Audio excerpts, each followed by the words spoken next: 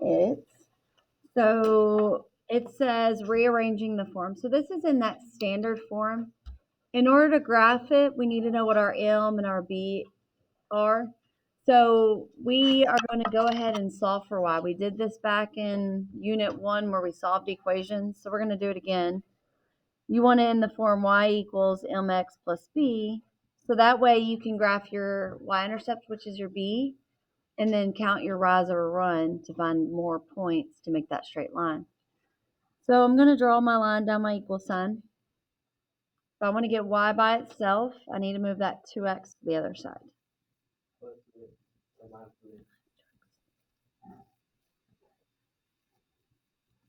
I can't combine these because they're not the same. One's an x and one's not x. So it's a negative 2x plus 3. So whenever I graph that, I do want to go ahead and write on my m, which is slope, negative 2, and b, which is our y-intercept of 3. We're going to graph those. So let's start with our y-intercept. So remember, this is my y-axis. I go to 3. And whenever you have a slope of just an integer like this, it doesn't have a denominator. It's just over 1. That'll be the same. So we rise negative 2, run 1. So negative 2 over 1 is going to be down 2, right 1.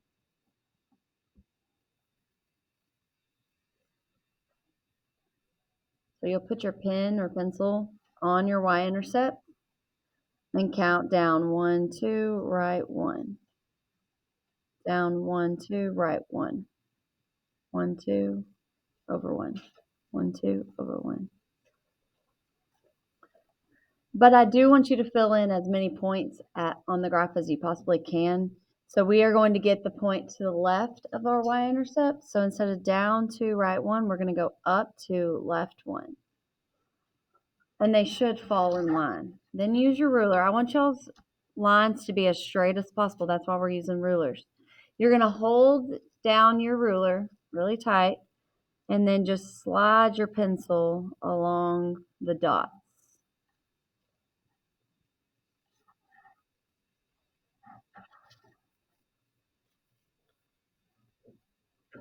So the most important thing on this is remembering how to solve for y to get your y equals mx plus b, then graphing your b and your slope, rise or run.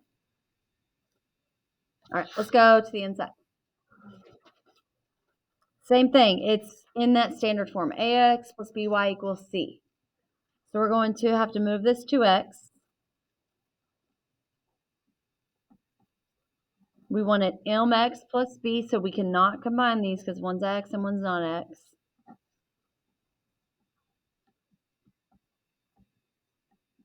So 3y equals negative 2x plus 6. And then we want to divide by the number in front of y because the last one we didn't have a number in front of y. We just had y equals. But this one we have 3y equals. So that's why we have to divide by 3 all the way through.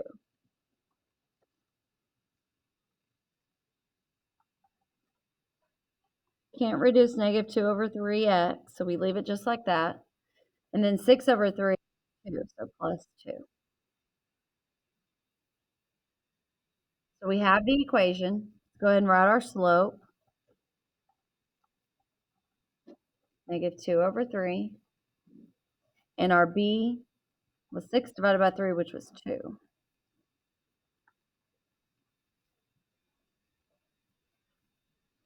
So plot your y-intercept. So you start at the origin and go up or down according to your y-intercept, and then do your rise and run. So if it's negative 2, that means I'm going to go down 2 and right 3.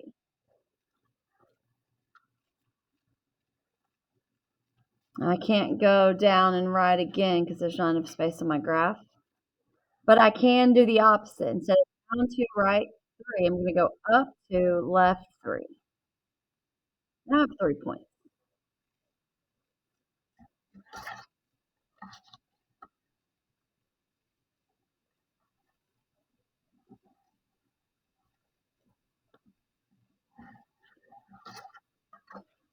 And what you always want to think back and look at is this going downhill, and it's yes.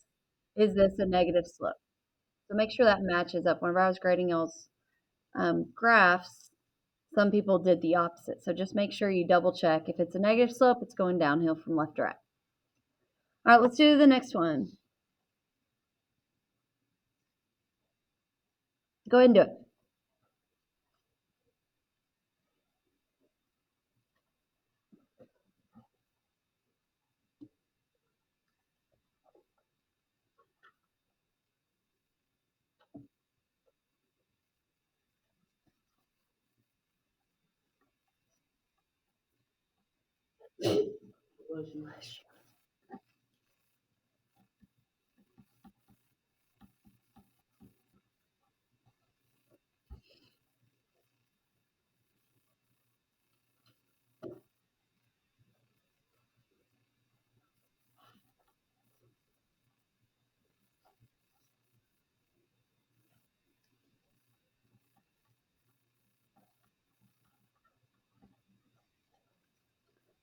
So if you can't reduce the fraction, then you just leave it just like it is.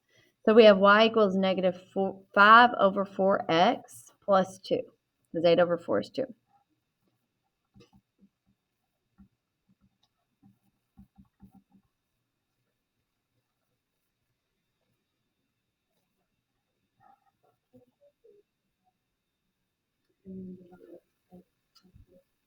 Yes. Yep, that would be the shortcut way. If that works in your brain and it makes sense, then do it.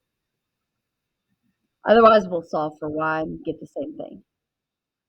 Okay, we'll start with 2 and then count down 5. 1, 2, 3, 4, 5. Right 4. 1, 2, 3, 4. All the ones that we've done so far has been negative slope. It's not always going to be like that, though.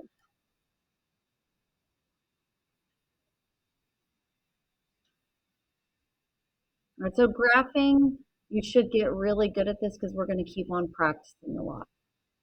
I want you all to get better and better at it. Given the graph, we are going to write the equation now. So in order to write the equation, y equals mx plus b, you need to know two things. You need to know m, you need to know b. So m, remember, it's rise over run, and b is where it crosses on the y-axis, the y-intercept. If you can find those two things, you can write the equation really simply. I know a lot of people want to go straight to the calculator and do some stat stuff, L1, L2, linear. I don't want y'all doing that. We can easily look at that graph and find our slope and find our y-intercept and just write the equation. So what is our y-intercept? Where's it cross the y-axis? Yeah, that's my b. I'm going to write b equals 2. And m, in order to find m, we just need 2 points. That way we can count up and over or down and over, whatever it is. But remember, same thing with slope. We always want to go right first. So you want to start at the left point and go right to another point. Yep. Up 1 over 1, 2. And it's going to keep on doing that. So look at the stair step. Up 1, right 2. I can find a couple of more points. Like that's a point and that's a point. See how going from here to here, I'd go up 1 over 2, up 1 over 2. That's always up 1 over 2. So that's my slope. We're going to write it as a fraction. So it's the mx plus b. So y equals 1/2 x plus 2. And we're done.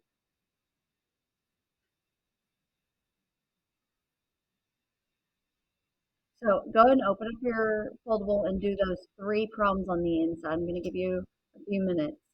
Identify the b and the m, write your equation. Y equals mx plus b.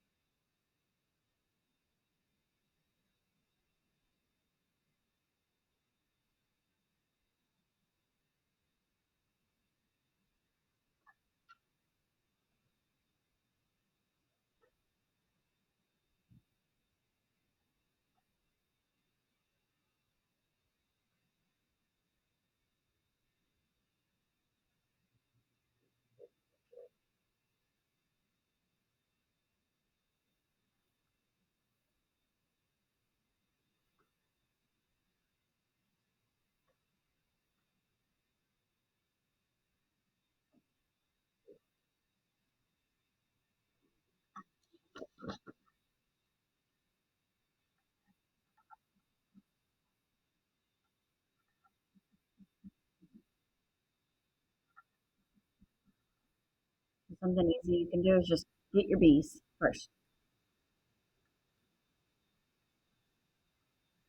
Then find some other points and look for what that rise over run is, this stair step.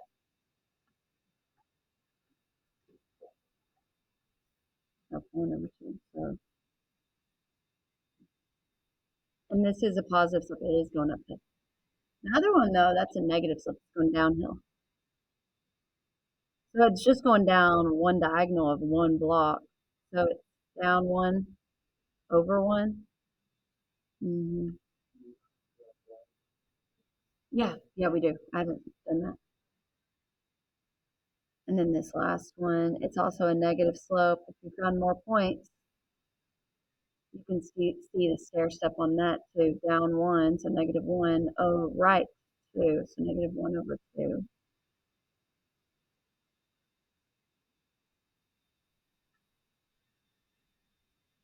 Once you find your M and your B, that's your equation. Y equals half x plus 1. You can always double check yourself. You start at your y-intercept of 1, then count, rise over run, up 1 over 2, up 1 over 2. So that's perfect. The next one, y equals negative 1 over 1x, or couldn't I just write that as negative 1x minus 1? Or it could just be negative x minus 1. Like either way is fine. So you start at negative 1, go down 1 over 1. And then the last one, negative 1 half x minus 3. So it's going to start at the negative 3 and go down 1 right 2. Okay, don't worry about gluing this in until after we finish an extra note, extra example I want y'all to do. You've already glued it in. But what I'm going to do is, this is going to go right here, just right there. Don't glue it in just yet. Go ahead and write this example down, and we're going to work this one out because I didn't do any examples where it's negative x. So I want to go ahead and add this example. So write it down.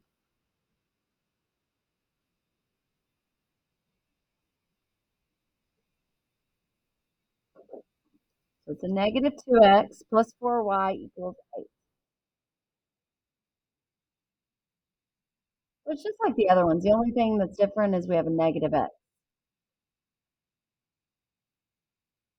We're still doing the same thing. I need to move the x. It's already negative. What's the opposite of that? Work it out with me.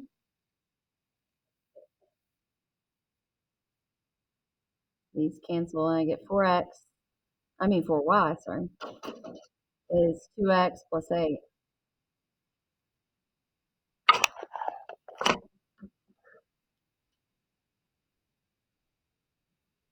And then my last step would be to divide by 4 all the way through.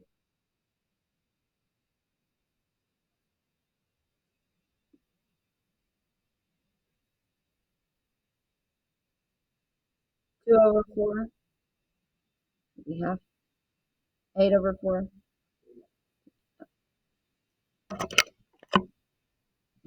We're gonna graph it on here. I'm just gonna do some like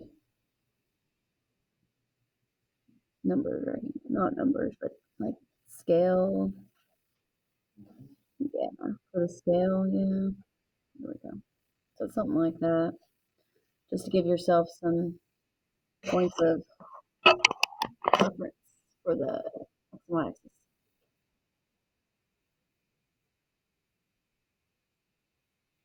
So we know our slope is 1/2, and our y-intercept is +2. So when we graph it, we're going to graph the +2, and then do rise over run. Up 1 over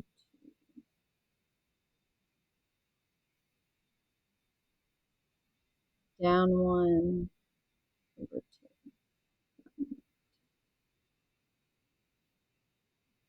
Makes it harder when we don't have actual cross tapers, but it'll work.